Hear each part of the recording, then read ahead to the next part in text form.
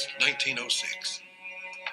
In this luxurious vacation home in Oyster Bay, Long Island, a young girl.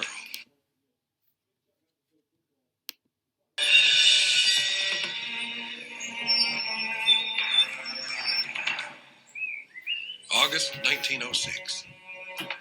In this luxurious vacation home in Oyster Bay, Long Island, a young girl, Margaret Warren, is gravely ill with typhoid fever. She has the best care, but without a cure. All anyone can do is try to bring down her fever.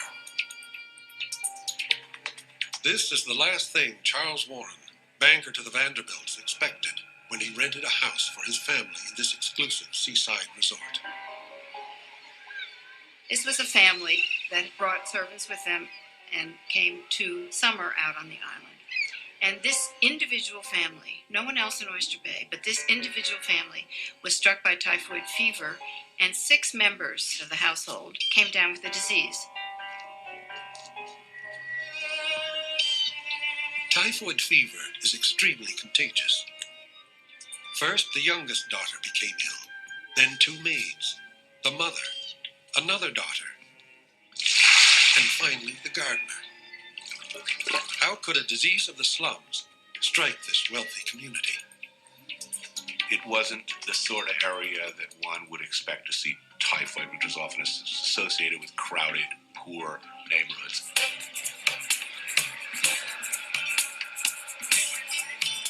At the turn of the 20th century, the most crowded neighborhood in the world is New York City's Lower East Side. It's even more crowded than Calcutta. With few connections to city water or sewer, the tenements lack even basic sanitation. Infectious diseases like smallpox, diphtheria, tuberculosis, and typhoid fever kill thousands each year.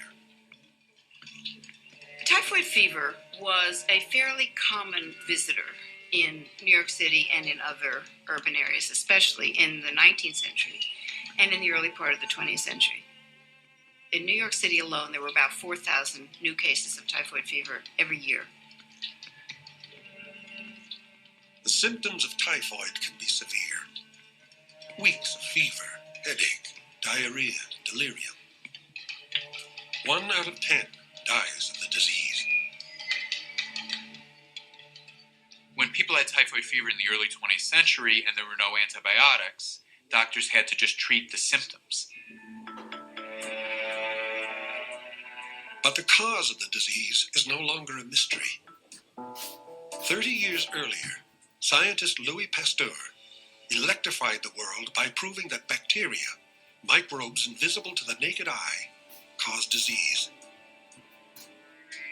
Typhoid fever comes from Salmonella typhi, bacteria that grow in the intestinal tract and are shed in the feces. In 1892, New York City set up the country's first bacteriology laboratory devoted to public health. The new science, the new bacteriology, was tremendously exciting. This focused on what can we see under the microscope, what can we do once we diagnose people with specific diseases, what can we do to prevent this from being spread to other people. In Oyster Bay, where even President Teddy Roosevelt summers, the threat of a typhoid epidemic is terrifying.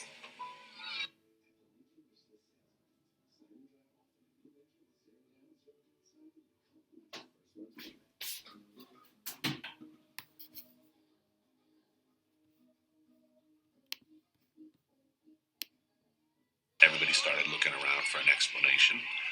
They started looking for the usual suspects. Let's find the dirty, the poor, maybe some bad dairy, the lady on the beach who sells shellfish. It's got to be one of them. Experts are called in to investigate. They know typhoid fever is caused by contaminated food or drink. They suspect the plumbing in the house and put dye in the toilet to see if it contaminates the drinking water. It doesn't. They check the local shellfish to see if the bay is polluted with sewage. It isn't. They examine the milk supply in case it is contaminated. It, too, is free of bacteria. The source of the outbreak remains a mystery. Though the Oyster Bay victims recover, a cloud of disease hangs over the house. The family who owned the house, the Thompsons, were afraid if they didn't get to the bottom of this, they would never be able to rent their house again. That winter, the Thompsons learn about a freelance civil engineer known for his ability to track down the source of disease. 37-year-old George Soper is confident and ambitious. By 1907, I had a great deal of experience with typhoid fever. As an undergraduate, I had the temerity to move typhoid patients and their families out of a house that had a long history of communicable diseases and, with the consent of the owner, burn it to the ground. George Soper was somebody who got his teeth into a problem and would not let go. He wanted to find the cause. He was not going to give up until he did, and so he was obsessed. Soper begins by reviewing the results of the earlier investigation. It's detective work. And Soper was excited about the ability now to trace diseases, to trace the disease outbreaks, and to really understand how diseases like typhoid were being spread. The first investigators had done their work thoroughly. Try as I would, I could not find anything wrong. So I turned my attention to the people in the house. This gave the key to the situation. Finally, he asked the question of one of the members of the household, who else was in this house that I didn't yet talk to? And one of them remembered that they'd had a cook that summer that was no longer with the family. Knowing it takes up to 3 weeks after exposure to become sick with the disease, Soper uncovers his first clue. I found that the family changed cooks on August 4th, about 3 weeks before the epidemic broke out. All the patients were infected after the new cook's arrival. The way that a cook who was infected with the typhoid bacillus would transmit the disease is that there would probably be some typhoid bacillus that they got onto their hands while they were in the bathroom. To prevent the transmission of typhoid, a lot of brushing and scrubbing was involved, meaning under the nails, no jewelry. I mean, we're talking a vigorous and abrasive scrubbing. Soper also knows the bacteria can survive on uncooked food only. On a certain Sunday, there was a dessert which she prepared, and of which everybody present was extremely fond. This was ice cream with fresh peaches cut up in it. I suppose no better way could be found for a cook to clean her hands of microbes and infect the family.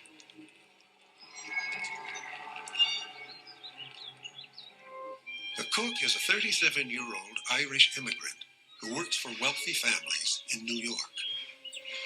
Before God and in the eyes of decent men, my name is Mary Mallon, and I have lived a decent and upright life.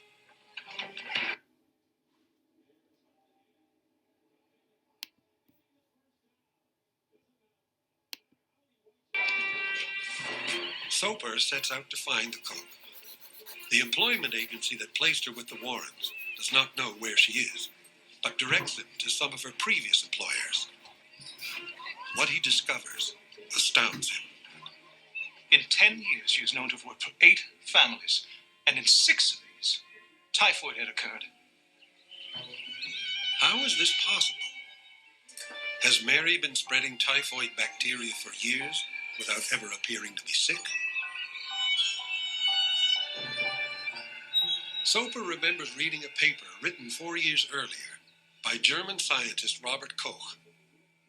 Koch had found a baker who was not ill, but who spread typhoid germs, a so-called healthy carrier of disease. Could this be the case with Mary Mallon? Soper had read that literature and thought he was on the cutting edge of, medical science and history. If Soper is right, the cook would be the first American identified as a healthy carrier of typhoid fever. It would be a major discovery and make his career. I think Soper is very excited by this possibility.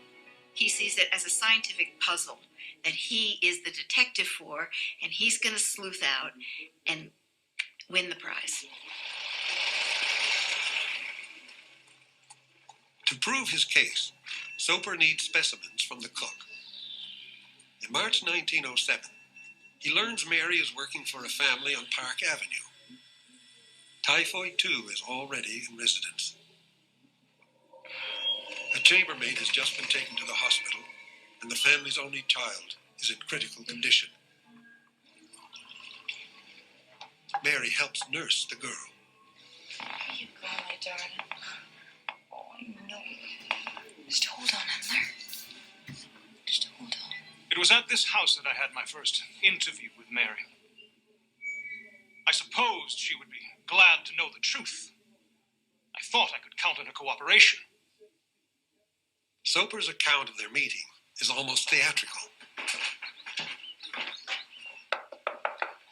Miss Mary Mallon? I'm Mary Mallon. Miss Mallon, my name is Dr. George Soper. I have been looking for you for quite a while. I was hired to track you down. To track me down? Yes, Miss Mallon.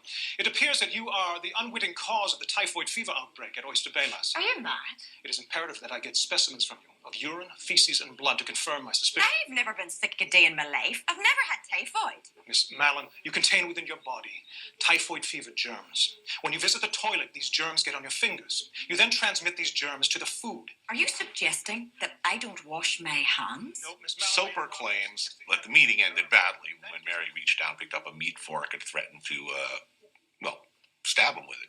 Get out of my kitchen! Miss Mallon, please. Get out of my Miss kitchen Mallon, and please, don't try come to- back try to again! be reasonable. Keep going! I don't want to see you back here again! Keep going! I think that he makes her sound a lot more fearsome than she was, simply to explain the fact that, she scared the hell out of him. He unleashed a violent temper in her by what he thought was a mild request, reasonable request, a scientific request. And she sees it as the exact opposite of that. Soper did not mention the families where I have worked where there was no typhoid. He did not see fits to mention the family I always lived with in the Bronx when I was out of work, and where I shared a room with the children without giving them typhoid. Mary Mallon had no reason to think that she could have communicated typhoid fever to anybody.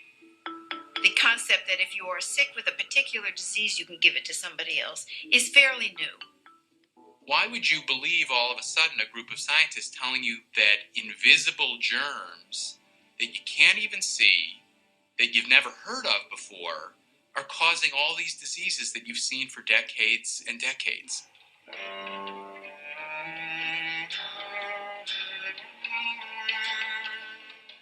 Like most people of her time, Mary Mallon does not understand the cause of disease. In the 19th century, you had this idea about disease that somehow it came from filth. And filth was somehow a moral statement about your community. So the filthier your community, the more subject you were to having what were called miasmas arise. People thought that illness came from mysterious sewer gases, miasmas. We're not far away from evil spirits.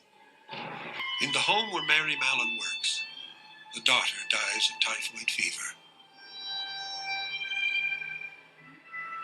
Mary must be taken in for testing. I stationed one policeman in the front of the house, another on the nearest side street, had an ambulance waiting around the corner, and with a third policeman at my elbow, I knocked at the servants' entrance. Miss Mallon, the health department has sent me to take you with us. I'm going nowhere! Gee, officer! Mary sees her, brandishes a fork again, supposedly. Mary goes on a lam, tries to get away, with police searching everywhere.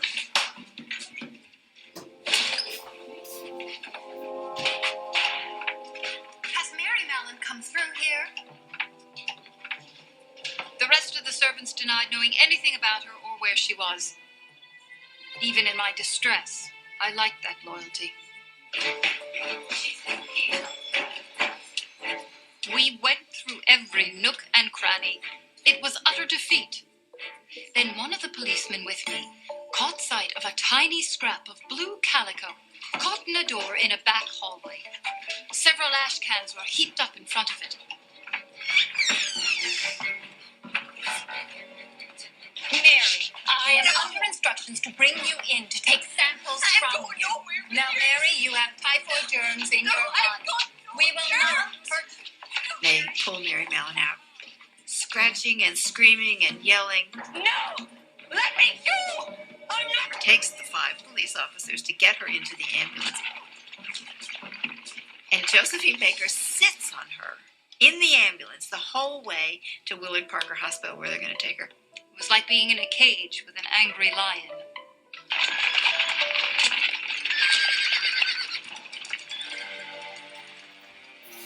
Mary is taken to Willard Parker Hospital, an infectious disease facility for the poor. There's a photograph of Mary Mallon in bed at Willard Parker Hospital. And she is in a room with a lot of other people. Who knows if they have typhoid fever or something else, or why she's in bed since she's not sick. Being brought to Willard Parker was, in some sense, a statement about Mary's worth that she would have understood very clearly. She would have said, oh my God, how dare they? I mean, this was a real kind of insult to her. I have committed no crime, and I am treated like an outcast, a criminal. It is unjust, outrageous, uncivilized. And it is incredible that in a Christian community, a defenseless woman can be treated in this manner. At New York City's pioneering bacteriology laboratory, scientists test Mary's specimens using the most advanced tools and techniques. Samples are placed in an incubator to see if bacteria grow. The results are unambiguous. The hospital's laboratory speedily proved that Mary was as dangerous as Dr. Soper had suspected. Her stools were a living culture of typhoid bacilli. George Soper knew all along from his work that she could carry typhoid fever. This was proof that she did carry typhoid fever. Soper has made a major breakthrough in the battle against disease, proving that Mary harbors the bacteria, even though she insists she has never had typhoid fever. Mary Mallon did have typhoid fever, but she had a very, very mild case of the disease. And she never knew she had typhoid fever or was that sick at all. In fact, she probably just thought she had a cold or the flu. In most cases of typhoid fever, the body posts to a microbial battle where there is a clear winner. If the bacteria win, the patient dies. If the immune system wins, the typhoid bacteria die. But in the case of a healthy carrier, there is no clear winner. The immune system protects the body from infection, but the bacteria continue to live. Mary, with no symptoms at all, is as contagious as someone sick with the disease.